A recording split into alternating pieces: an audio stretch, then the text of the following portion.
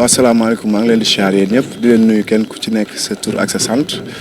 di sant yàlla bu baax di julli ci yonente bi di sant samay ñaari waajur waaw di leen bëggee daal faal waaw sant yàlla parce que tamit nga jógee sa dëkk dem beneen dëkk yombul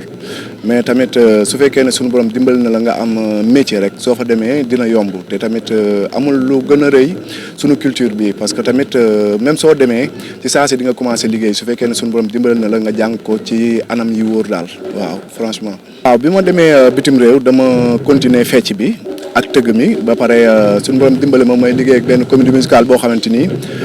gis naa ne am nañu benn talent boo xamante ni moom mooy loolu ci kaw loolu tamit waaw am na lu bare ba lu ma fa jàng fay sama xaalis tamit jàngaat solfège jàngaat wooy pour nga xamante ni su ma ñëwee Sénégal dinaa mën a andil nit ñi lu ñuy déglu waaw dafa doon loo xamante ni liggéey nañ ci lu bëree bëri liggéey nañ ci liggéey bu yàgg la comprendre nga mu doon projet boo xam ne projet album la comprendre nga donc liggéey nañ ci test yi liggéey ci fond musical bi ak lépp pour ñëw vraiment bégal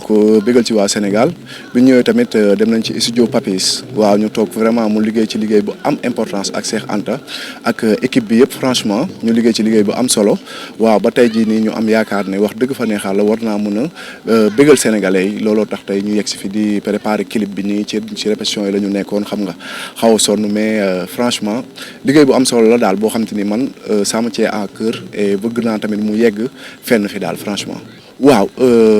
ñun Sénégal la ñu am comprendre nga tey suñu demee bay bégal nasaraan si ñuy kontaan ci li nga xam te ni ñun loolu la ñuy def fii lañ ko njëkkee waaw dem bitim réew suñu borom dimbale ñu bu baax a baax ñu bokk ci ñi nga xam ne ràññee nañ leen. kon tey jii nii tamit li war moom mooy dellu si waat Sénégal parce que lu mun a am tamit fii lañ dëkk fii lañ juddoo fii la ñu yaroo suñ ñu gisee ba naaw ñu Sénégal moom moo tax kon tey jii nii tamit Sénégal la ñu bokk Sénégal daal mooy suñu lépp kon tamit li ñuy def di ci bëggal nit ñi daal wax dëgg fa neexal la am nañu yàqinu def ko fii mais pourquoi pas sax toog def projet boo xam te ni tey jii nii dina mën a bëggal sénégalais yi franchement. dama bëgg a def carrière fii Sénégal dama bëgg a def tamit carrière Europe. donc comme am naa yenn possibilités yi foofu donc dama bëgg def 6 mois Sénégal def 6 mois Europe nga xam te ni dinaa mën a liggéey ak sama partenaire yi ma fa am su ma ñëwee fii tamit liggéey ak waa Sénégal def fi loo xamante ni wax dëgg fa neexal dina mucc ayib franchement. waaw dina yomb parce que question de emploi du temps la te tamit le fait que ñu dem Europe jàng nañ fa lu bëree bëri comprendre nga te tamit organiser nañu xam nañu ni ñuy def ba nga xam te ni yoon wi du metti franchement du metti waaw single bi moo ngi war a génn samedi waaw parce que dañoo bëgg a tourner clip bi samedi génnee single bi mu commencé daw après 2 jours 3 jours ñu génnee clip bi commencé vraiment nag def li nga xam te ni moom moo ci war franchement. waaw yomb na yombul mais tamit aar la ñu bëgg te aar su la joxee dara li rek war nga ko mën a delloo daal franchement waaye looloo tax yomb na yombul mais tamit àdduna lu yomb nekk fii faaw nga doon gaynde am courage pour yegg fenn fii. franchement waaw franchement nag Europe lañ ñu gën a joxe importance que Sénégal parce que Europe dañoo gëm projet dañoo gëm ndaw boo xamante ni am na lu mu gëm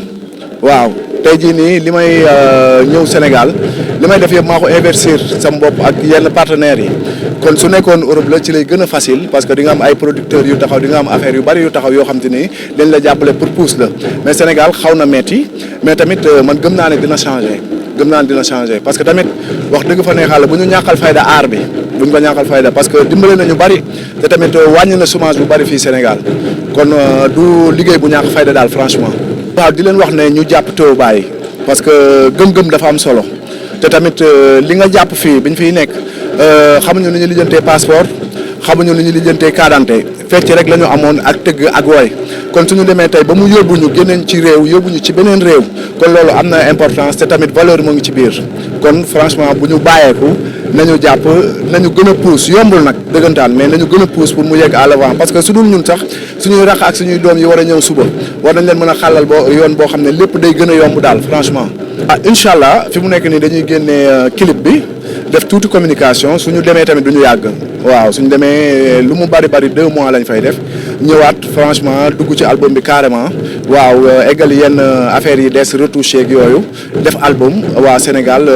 am naa yaakaar ne dañ ko bëggee parce que liggéey bi waaw lépp loo xam te ni war na ci rek franchement ñu ngi koy def. waaw franchement jëf ñoo ngi leen di bëggee waaw vive le Sénégal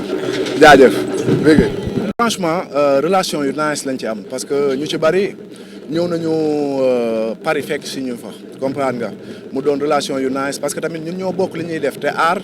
su boolewul du tàggale comprendre nga ñoom tamit kenn ku ci nekk di ci bay sa waar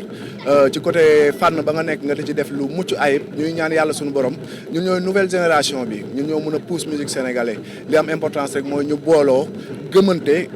wóoluwante jéem a sax jaayante def ay featuring yoo xam te ni dinañu mën a génnee parce que lépp ñun la rek comprendre nga lépp Sénégal la ku ci am ndam rek dafa mel ne Sénégal moom moo am ndam kon franchement gars yi ay Baye Fall lañu di leen ñaanal yàlla na seen yoon nice daal franchement parler. ci sa projet bi wala ci sa son bi. waaw artistes yi ma ci liggéeyal nag man bi ma ñëwee comme su fekkee da ngay doog a def benn affaire li ëpp importance moom mooy ne nga jéem a jaayante mu jógee ci sa idée comprendre nga pour ñu mën a xam tamit yow fan nga yegg ci art mais nag liggéey naa ci ak Papis liggéey naa ci ak Cheikh Anta liggéey naa ci tamit Vieux Sall franchement mu doon koo xamante ni mën na li muy def trop ak sam benn rakku papa bu tudd Lamine Sonko franchement liggéey naa ci ak moom mu jàppale ma ci lu bari parce que tamit amaana waa Sénégal xamuñu ko mais Australie ba mu nekk xam nañ ko parce que liggéey na fa ba am fa Grammy Award kon kooku noonu du ko ndaw ci musique ci wàllu li muy def daal franchement jàppale na ma ci lu bari di ko ñaanal yàlla na ko yàlla suñu doom dimbale yoonam yegg te xam ne tamit gars yi franchement jàpp nañ ci franchement yombutoon. waaw man pour man saturé wul parce que kenn ku ci nekk sa xel ngay def yàlla suñu borom kenn ku ci nekk dalaa may wërsëg. kenn ku ci nekk mu am leen loo xam te ni may na la ko te may ko keneen comprendre nga kon saturé wul nag ku nekk def li nga xam te ni moom nga xalaat rek jéem ko teg ci yoon parce que ñun art la ñu am comprendre nga te tamit c'est normal dëkk faaw mu am ay artistes comprendre nga man préparé naa xam naa ne wax dëgg fa neex yàlla gars yi fi nekk dañoo garaaw franchement mais tamit li nga xam te ni moom laa andi franchement gëm naa ko te xam naa ne dina ma yeggalee fenn fi franchement. waaw Pa Moussa moom sama raxu papa la comprendre nga waaw yàlla suñu borom dogal tamit ñu bokk famille waaw noonu la demee daal franchement. Ouais.